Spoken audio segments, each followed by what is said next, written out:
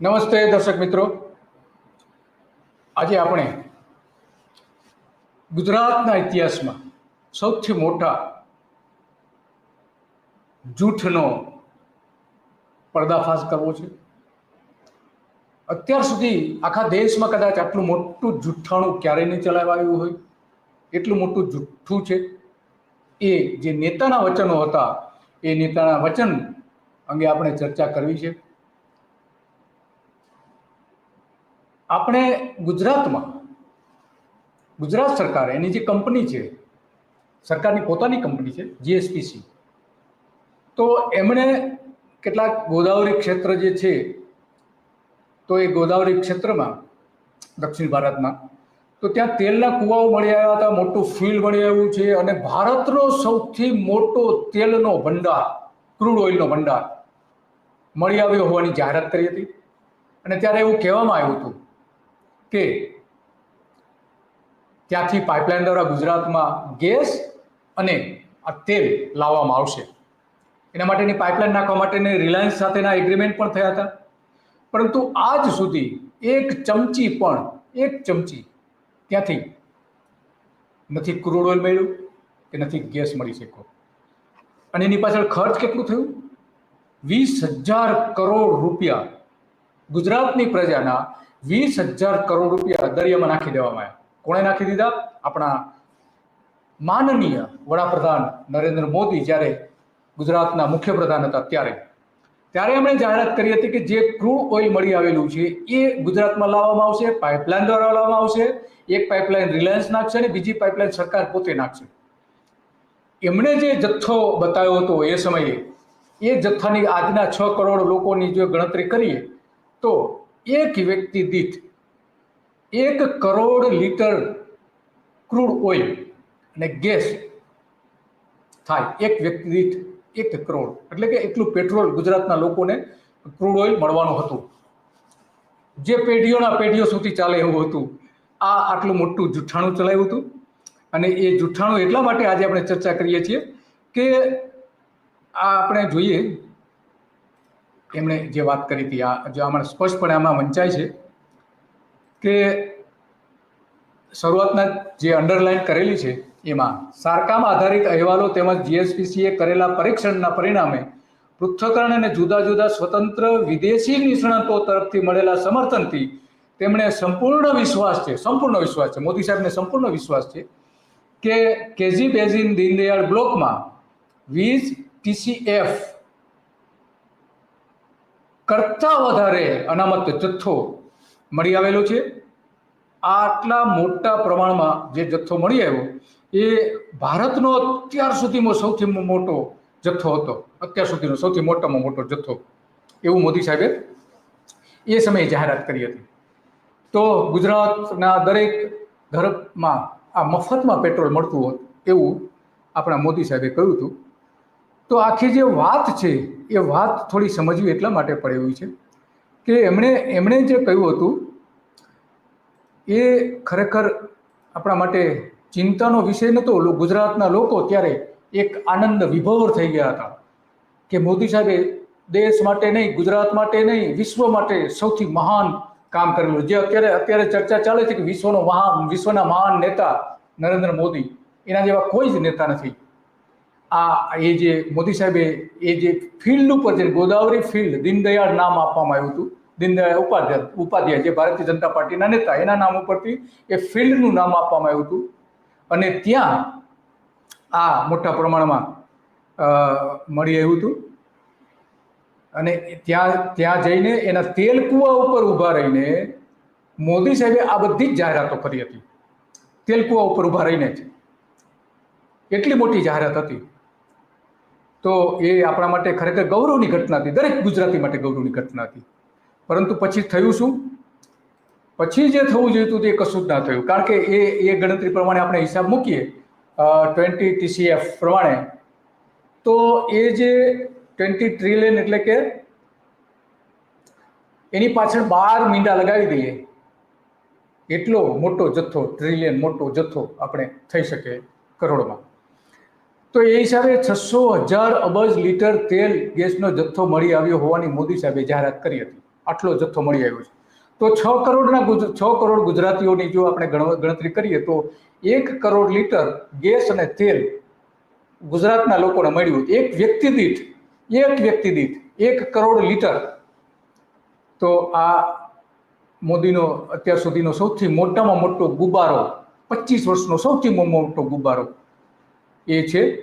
અને 2008માં 17 જુલાઈ 2008ના દિવસે આ બધી જાહેરાતો કરી હતી. આમ તો ત્યાં જે તેલ કુવાનું સારકામ શરૂ કર્યું હતું 2004થી, 4 વર્ષ સારકામ કર્યા પછી મોદી સાહેબ ત્યાં ગયા અને મોટી જાહેરાત કરી અને આખા વિશ્વમાં તહલકો મચાવી દીધો હતો. આખા વિશ્વમાં એટલા મોટા સમાચાર હતા. પરંતુ હવે આપને ખ્યાલ આવે છે કે નરેન્દ્ર મોદીનું આ સૌથી મોટામાં મોટું જુઠ્ઠાણું હતું. આજે ત્યાં એક ચમચી પણ ક્રૂડ ઓઇલ મળતું નથી. તો હવે આ 17 જુલાઈનો એ દિવસ આપણે કાળો ઇતિહાસ ગણવો પડશે કાલચક્ર માટે. આપણે સવારમાં એટલા માટે એની ચિંતા કરીએ છીએ. દક્ષિણ ભારતની દીરા નજીકના દરિયામાં કૃષ્ણા ગોદાવરી બેઝિન જે ત્યારે કહેવાતો હતો, ત્યારે જીએસપીસીને આ તેલ કુવા, સરકારની કંપનીને તેલ કુવાનું કામ મળ્યું હતું. કૃષ્ણા ગોદાવરી બેઝિન જે કહેવામાં આવતો હતો એ લગભગ 2000 ચોરસ કિલોમીટરનો વિસ્તાર હતો. 2000 ચોરસ કિલોમીટરનો વિસ્તાર આજે શું છે? ઓએનજીસીને આપી દેવામાં આવ્યું આજે. તો કેમ તેલ નથી કાઢવામાં આવતું ત્યાં?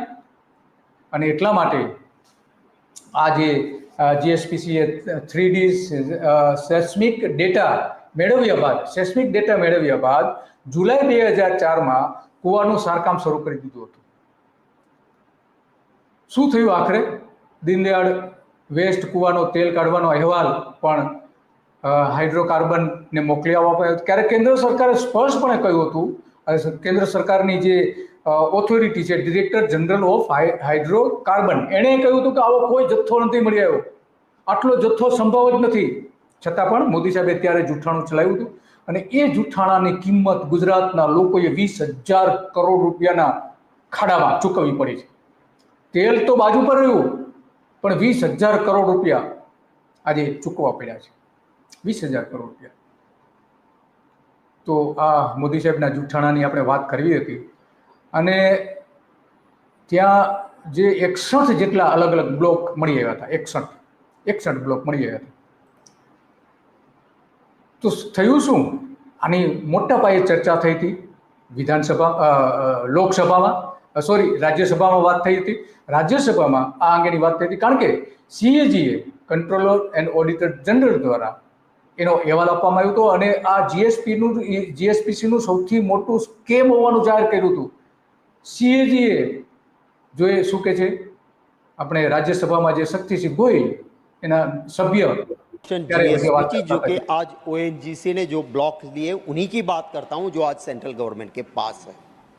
सर, इसने लिखा कि गुजरात गवर्नमेंट ने 63 ब्लॉक्स लिए केजी बेसिन में, 19,000 करोड़ रुपए डाले.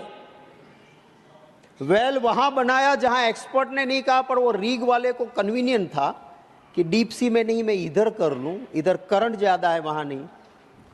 उसी वक्त के उस चीफ मिनिस्टर ने कहा था, सर मैं खुश था उस वक्त, बीइंग ए गुजराती, बहुत खुश था उस दिन. भले ही किसी पार्टी की सरकार हो, कोई बात नहीं, मेरे गुजरात के लिए अच्छी बात हुई. उस वक्त चीफ मिनिस्टर ने अनाउंस किया कि भाइयों बहनों, मुझे केजी बेसिन में 20 TCF ऑयल और गैस. और उसी वक्त पे जब कहा था कि मैं अब मेरा गुजराती कॉक खोलेगा तो पानी नहीं, पेट्रोल और डीजल आएगा.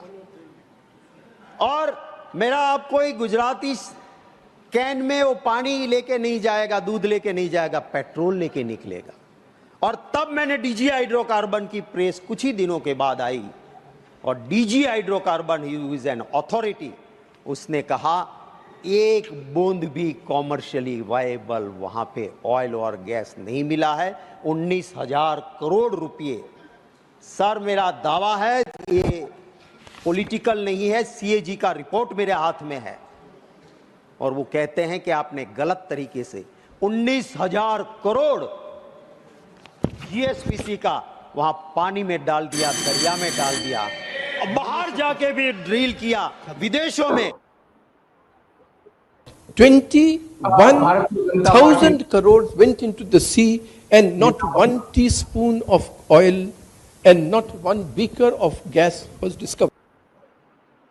Gujarat State Petroleum Corporation, 21,000 crores went into the sea and not 1 teaspoon of oil and not 1 beaker of એક gas ચમચી પણ was તેલ discovered. નથી મળ્યું.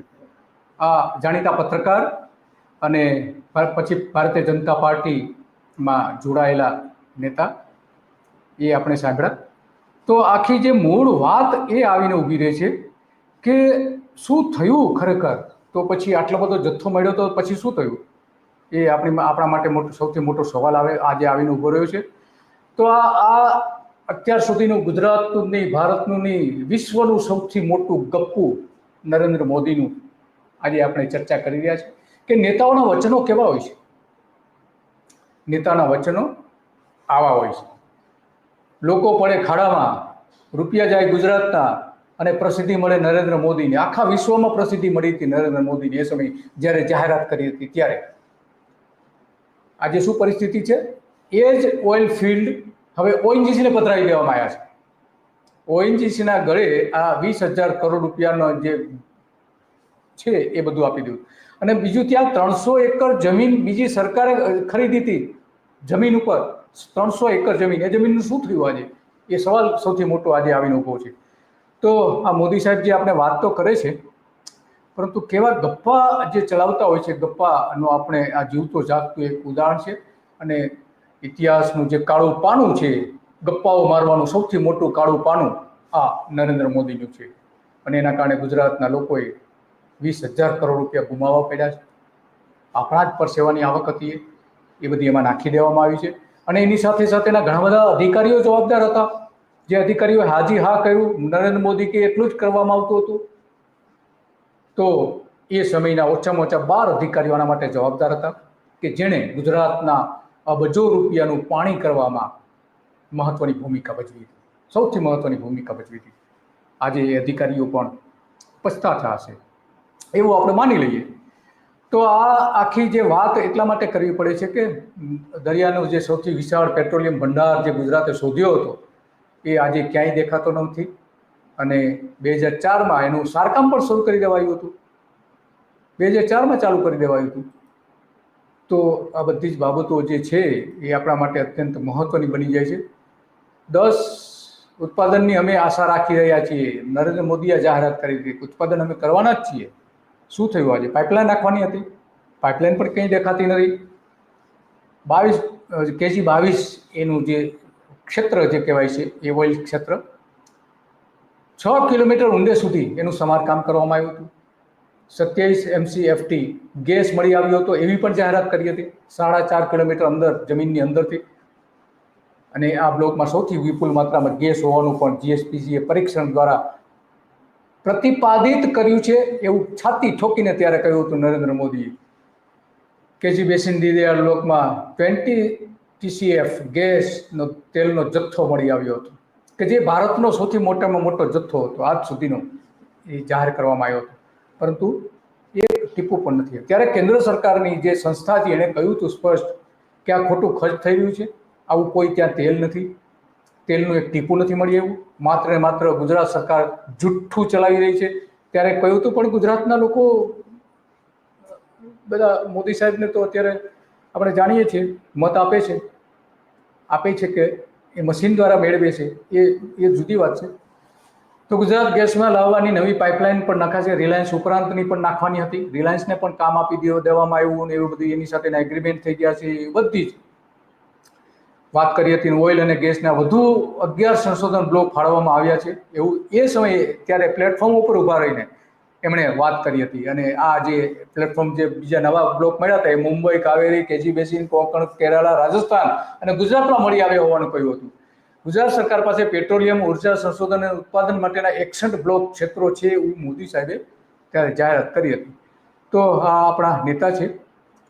આપણા નેતાને તો આપણે ખોટા કઈ રીતે કહી શકીએ? પુરાવા હોય તો જ કહી શકીએ, અને આપણે આ પુરાવા બતાવી દીધા બધા. તો આજે આ જ હતું, આટલું જ હતું. અને આવી જ બાબતો પર રોજ સવારે આપણે કાલચક્રમાં ચર્ચા કરીએ છીએ. એ કાલચક્રમાં નેતાઓના વચનો, નેતાના જુઠ્ઠાણાઓ બધા જ પ્રકારના. પરંતુ છેલ્લા 25 વર્ષથી તો આપણે જાણીએ છીએ કે નરેન્દ્ર મોદી સત્તા પર છે ગુજરાતમાં. સીધી રીતે અને આડકતરી રીતે. એ પહેલાની 2.5-3 વર્ષની ગુજરાત સરકાર રહી હતી ભારતીય જનતા પાર્ટીની. તો આ નેતાઓના જે જૂઠાણાઓ છે એ જાહેર કરવા અત્યંત જરૂરી છે કે જેથી કરીને લોકો છેતરાય નહીં.